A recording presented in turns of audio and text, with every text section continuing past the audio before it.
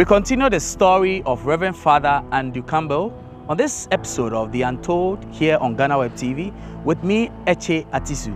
Today, we take a walk with Father around the Wager Leprosarium. This has been home to lepers in Accra and other parts of the country where Father Campbell actually administers. We go around with him to speak to the very people for which this center was created. Come along with us as we hear all the stories.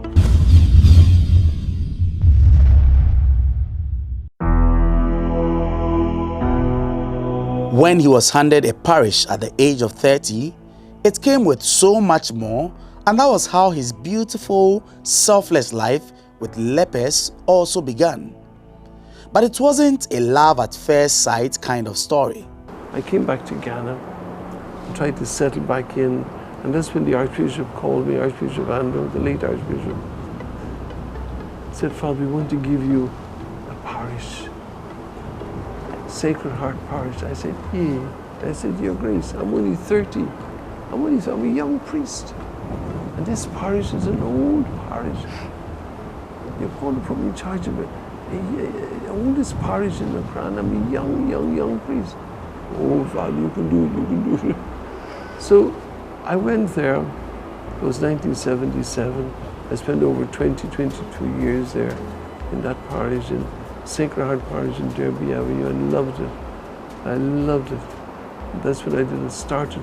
I started to work with the lepers when I was in the cathedral, and continued working with the lepers at Sacred Heart. I used to bring them to church. Then I started working at Princess Mary Louise Children's Hospital.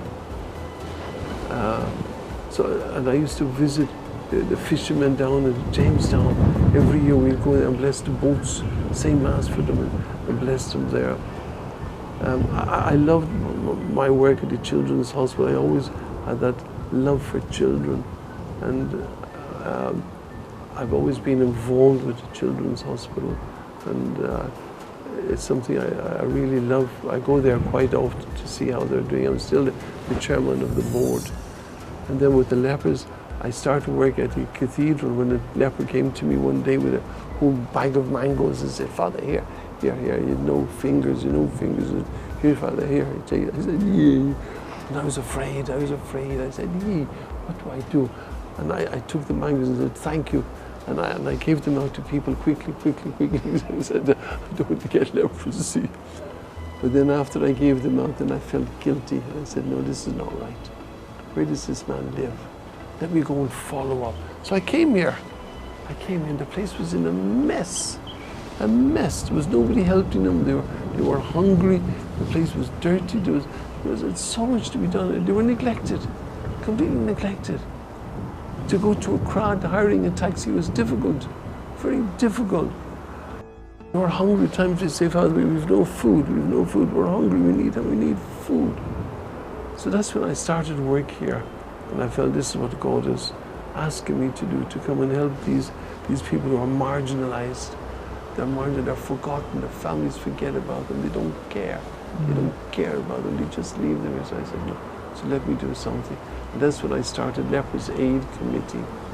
Of all the young people. We used to go around and we'd have sponsorship walks, we'd have concerts, we'd have various things to raise money, because the little which they'd get from the government was very little. So they needed extra help. So we started organizing. We used to go on the streets and have walks in the streets and bring our cans and start begging from cars, looking for money. We'd go to Accra Mall at Christmas time and start begging there with permission from the authorities of Accra Mall with our containers, asking people to help us. So we wanted to help us in every way so that they wouldn't be neglected. Some people would love them and take care of them. After one of the lepers he knew in the early days at Wager died, something on the day of his funeral got Father really angry. And the way they were taking care of him, I mean, the people, the relatives would come, and they'd come when somebody would die, because you have to give them a good funeral. if you don't give a leper here a good funeral, the disease will come back to your town. Come back to your town. And so they always gave them a good funeral. There was one old man, he was 90 years of age, he was blind, he was 90. And Mr. Quarty, nice old man. He was a senior prefect here. And he said to me, Father, when I'm dying, don't send me to hospital. Don't send me to hospital. He says, let me stay here. Let me die here. Let me die with all my friends and others here. So he died here. He died here, and I went to his room, and I picked a nice up and down, nice one, and said, oh, tomorrow we bury him, because we never bring him to the mortuary. We never bring him to the mortuary. We always bury them the next day. So they stay overnight in the room, the next day we buried him. So the next day I came, I bought a coffin for him, so I sent a coffin on ahead. And when I bought the coffin, then when I went and I saw the man, he was in a suit. So I said, what's he doing in a suit? This man, he's wearing a suit. I said, this man has never worn a suit in his life.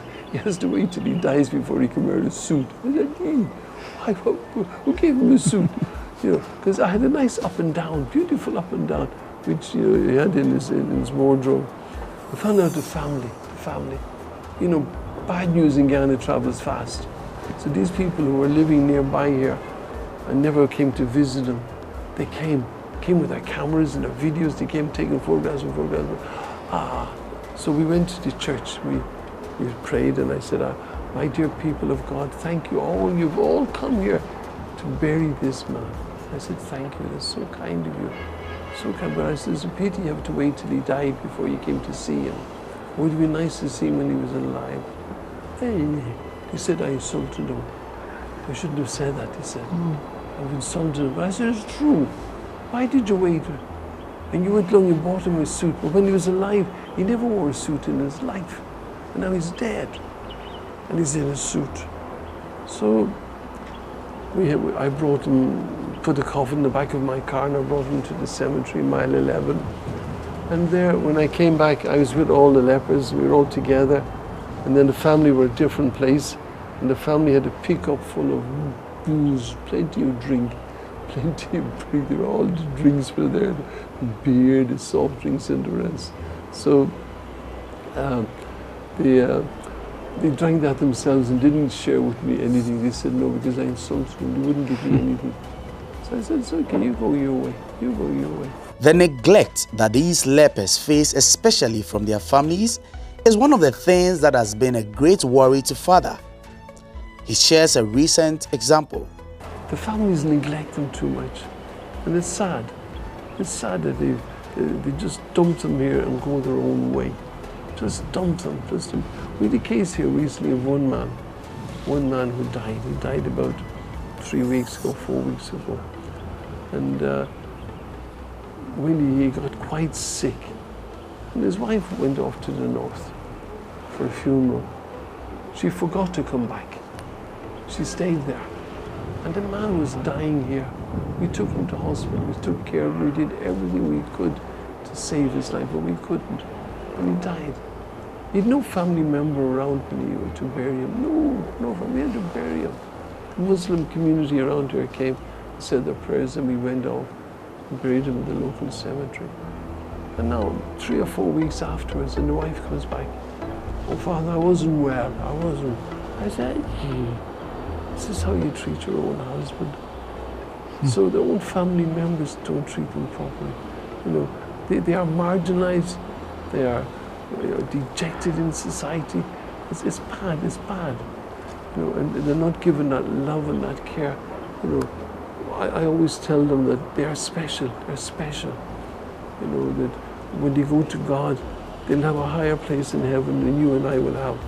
Because all that they've gone through, all the abuse they've gone through, you know, how people don't mind or afraid of going near them. And you take them to hospital, you know, they see this, they won't have anything. They're afraid. But recently we gave them, we took them out in the bus and took them on an excursion. And that was an excursion of their life. But there have been some really good days too, and a lot of love from people as well.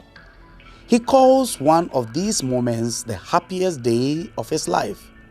I'll never forget that. we wrote to KFC, the managers there, and asked them to give us food for the day. So they gave us rice, chips, and chicken. So we took that on the bus and went off to West Hill Mall. And it was Christmas time, so we brought them around and saw the Christmas tree, the Christmas lights. And then they saw the escalator. We've never seen an escalator before, never. And they were going up on the escalator. It was fun. Then we took them by lift down, up and down. They were so happy. They were so happy just by it. And then we took them over to Mojo Beach. And we had food before we went into the beach. And they enjoyed all the food. They chopped everything, all the rice, all the chicken, everything they enjoyed. And then we gave them ice cream, so they were really happy. Then we brought them to the beach. And with Mojo Beach, you have to go by canoe and they cross a lagoon. I don't know if you've been there, but you have to cross, getting them all into the boat, into the canoe. Those on crutches, those with artificial legs, those on walking sticks, and getting them from the bank into the boat. It was fun, but they enjoyed it. Then we brought them to the beach, and they sat there here on the beach. They looked at it and said, "Hey, this water, the sea is big. Hey, they haven't seen the sea before, and they're living here, and the sea is out here. They've never seen the sea before in their life, never. And they were so happy seeing the sea. And they looked out and saw this and such and such. And one woman had an artificial leg. And what she did was she took it off and put it behind, and she went out to the sea and she sat there in the sand and she let the water just come in and just put over and go around her. They were so happy. That day was one of the happiest days of my life, that I'll never forget the joy and the happiness that we shared on that day.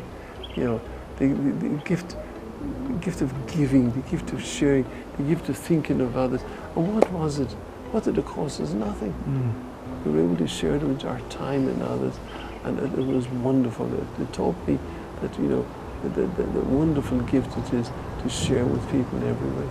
Now, Father Andrew Campbell tells us the stories of Kodia Bay, the Christ the King Church, and the Soup Kitchen project that have also defined his ministry journey in Ghana. After Sacred Heart Parish, I was there over 20 years, and then I was assigned to Good Shepherd in Tema. Good Shepherd in Tema. And that one was also wonderful, right at the port, right at the harbour. And then we had outstations. We had about 9 outstations at one stage. Outstations as far as Prom, Dawenya, all those out that area. But there was one outstation that I was asked to take care of in a special way, and that was Kodia Bay. Kodia Bay. I remember the first time I went to Kodia Bay. When I went there for a Sunday Mass one Sunday, nobody was there. The Mass was in a broken down school building, broken down ceiling and doors. All there was a dog, nothing else. And I was going to say Massa.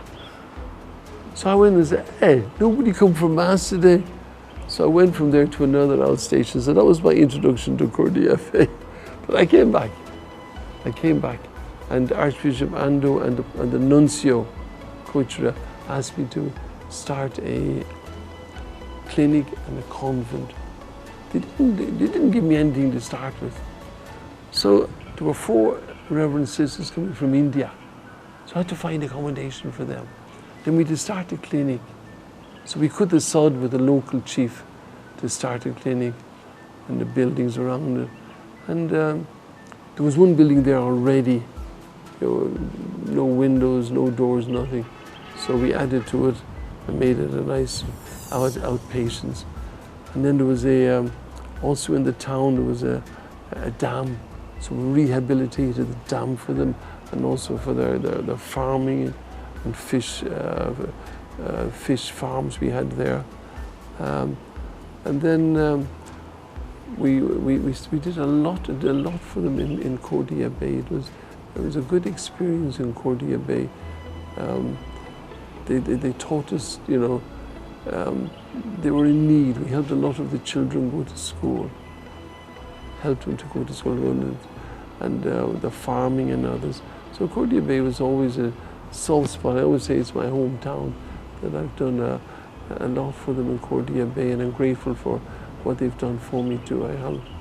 So I was there, and then one day I was in Kodia Bay when Archbishop Buckle came and said, he wants to send me to Christ the King Church. He said, you've been here 12 years in Good Shepherd. We want to change you and bring you to Christ the King. So I came to Christ the King and spent 12 happy years at Christ the King, doing all I could. I started a soup kitchen. I saw the children were in need.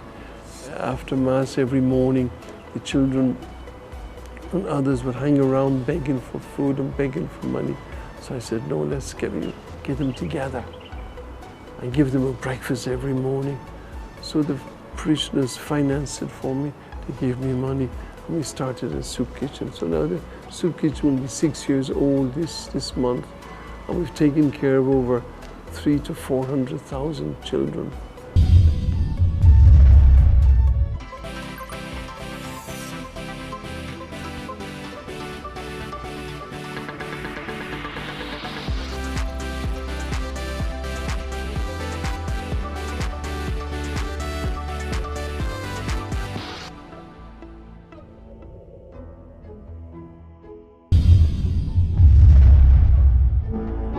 He also talks about his retirement and how an experience in hospital reignited his zeal to help the poor. On the 31st of May 2021, I retired. I retired from active parish work. Okay. I retired from Christ the King after spending all those years, over 50 years, here in Ghana. And I came to live here with the lepers. Now, the reason why I came, there's a reason why I came here, why I want to spend my life. And rather than I could go back to my hometown and spend it there, I could go to certain places and just relax. But last year, the year before last, I was sick at the University of Ghana Medical Center. And I had a clot in my lung, a pneumonia of my lung. And I had blood pressure of 70/30, which is the blood pressure of a dead person. The nurses and doctors there worked hard on me. One night I had a crisis. I had a bad crisis. Thank God I had a crisis there, not at home. And they brought me back to life. So for days and days and days, I was on a heart machine, oxygen machine, drips, catheter, you mentioned it, to bring me back to life again. And it was during that time, I lying in bed, because I was being spoon-fed, bed bath and everything. And it was during that time, a quiet time on my own. I was the only one in the ward. And it was during that time I heard God talk to me. You haven't finished your work. Go and help the poor. That was the message I got from God. So I decided God is telling me I should spend my retirement taking care of the poor and the needy. And that's why I've come here. We were talking to the administrator of the Common Fund, Natosh, and she said, what do you want to do, Father? What do you want to do? What do you want us to do with wage? And I told her, all the accommodations here, 71 years old, and they're clay. They always break down and awful. So Common Fund have built 2 separate compounds here of 20 rooms in each, beautiful rooms. A room for kitchens there, everything is there, so 2 of them. One is Mother Teresa's soup kitchen, one is Padre Pio soup kitchen. So Common Fund built that for us. And then they also built a nice big summer hut for us there to have big celebrations there. And also a clinic and a research center for leprosy. And they'll be the only research center of leprosy in the whole of West Africa. Phase 2 for Common Fund, they have to put in a new road and they have to equip the building. They have to equip the building. for the research center. And so this is where I am. Father Campbell admits that this job is not an easy one, just like these challenges he speaks about. To do is that these people have been neglected, but not just here. Kukufu, Ankofu, Ho, Nkanchina, Mwa. We help them too. We help them also. We share. At Christmas time, people came and shared a lot of food with us. Now we're sharing them, and we're going to go to all these various settlements in the country and give everybody a nice big Christmas gift each. That's what we intend to do. I wanted this image or this stigma which the people here, people are afraid. They're still afraid of touching, afraid of going near them, afraid of visiting them. So this is a big challenge. How can we overcome this? How can we? I mean, you take the lepers here, or the cured lepers. They get 30 cedis a month from the Common Fund. That's a CD a day to live on. How do you expect them to live? How? The rest is all donations from people who've given us money, donations for Christmas and the rest and such and such. But how do you expect them to live? I don't know how the others, those in Ho and Ankovo, I don't know how they manage to exist. I mean, you take the medical bills we have here. That man who died recently, I had to pay everything for all his drugs, his everything, I had to pay for them. There was another man, he needed a colonoscopy. That cost 1,300. Somebody else needed a scan. That was 270 cedis. So how do you expect them to live? And I don't think it's fair that we treat them like this. I don't think so. And I think the families who dumped them here, or couldn't care about them, they should be chastised. Up to the time I came here, we used to give them food once a month. And they all got a consignment, this is your monthly assignment of food. The families used to come and take half of it and take it away. I mean, why? I mean, it's shocking. It's shocking. Why should he do that?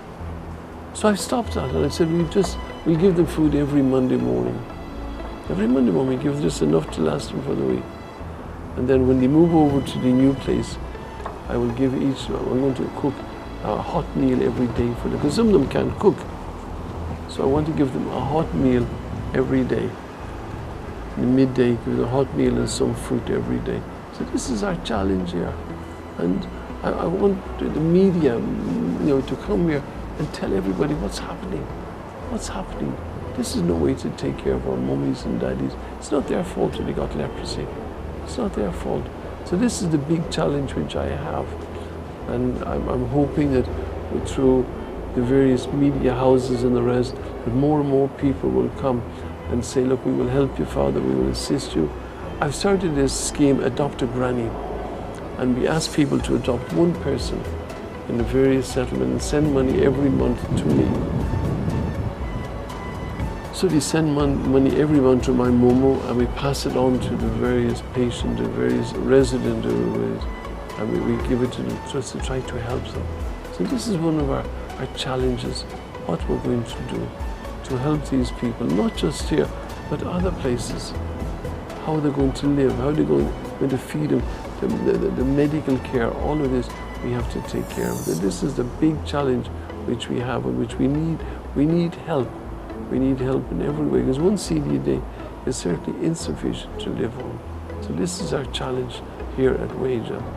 And then the second phase from the Common Fund of putting in the road here, because the lepers cannot cross the road. At the moment, the road is full of trenches from the rain, so they cannot cross from the new building up to the clinic because of these trenches. So we've asked that a road will be built, so the second phase from Common Fund, to put a road in, and we want to cross it. So that I'm looking forward to. What keeps you going? That's a question I put to Reverend Father Andrew Campbell. Oh yeah, what keeps me going? Many people ask me this question. Many people do. And I'm happy they ask me, because I'm not a social worker. I'm 75 years of age. I love being a priest. I love it. I'm so happy to be a priest here in Ghana. And I think it's a great gift that God has given to me. Now, I always remember what Mother Teresa, who is my patron saint, what Mother Teresa told a young priest who came to her. The young priest in India said, "Mother, I'm ordained a priest. I'm a newly ordained priest. What advice do you give me?" So he thought that she would say, "Oh, go and help the lepers, go and help the poor, go and help the prisoners." And all Mother Teresa said was, "Go and spend 1 hour in the chapel every day before Jesus in the Blessed Sacrament." That's what she told me. Go and spend 1 hour every day in chapel before the Blessed Sacrament. And that's what I do. Every morning I spend 1 hour before I start my day's work. I spend that 1 hour before the Blessed Sacrament. That's what keeps me going. I spend that 1 hour and I say my Mass. One follows the other, they go together. That is what keeps me going. The grace and the strength I get from being in touch with God. I am not a social worker. I'm a man of God helping people. People come here from all over. People come and they phone me, they want help here, they want help there. They all come looking for help. Many of them come for spiritual help. Father, can you help me? This is what keeps me going. My prayer life, my spiritual life, my life with God. As I say, I wear my cassock all the time. Let people know I'm a priest. Let them know I'm a priest. And I'm going around and wherever it is, I'm asked to give a talk. I'm always there, willing to help you. I'm willing to pray for you. This is what keeps me going. And I thank God for the wonderful gift. All the challenges of 51 years have passed. That's what's helped me through this. So this is what keeps me going. Living in Ghana for over 50 years, has he any regrets? Regrets? I have no regrets. You know, I look back on my 50, this is my 51st year in Ghana, and I have no regrets. I've learned the hard way. I want to be with the people. I want to be able to sit with a leper, a hungry man, a poor man, as well as a president, a vice president, or wherever, a bishop, wherever. I want to be able to be with everybody. I want to be a person to be, no matter who you are, I'll sit with you and talk to you. I'll sit and talk to you and be able to. So to me, I thank God for the gift of the priesthood. And I've no regrets whatsoever. I look back and step by step, how did I do it? From the time I was a young boy of 13, cycling to work every morning, hail, rain or snow, I'd cycle to work. And here I am today. Here I am today. How come? So to me, I thank God for all He has done. For my whole life is just a testimony to God. And ever since I got that £10 money, £10 note, I said, now God, you're telling me that you'll never let me down. But that £10 note is a testimony that God will never, never abandon me. And He never has. When I asked Him in that church where my father was dying, and I said, I asked Him, please, just let me be with Daddy when he dies and let there be no pain. He answered my prayer. He answered my prayer. So I've got many testimonies of what God has done for me, how much I feel loved by God, that God really loves me, that God really cares for me. So, and then as regards to legacy, I want to be seen as somebody who helps people. No matter who you are, no matter what stage you are, no matter how poor or whatever it is, I want to be able to be known as Father's helped people.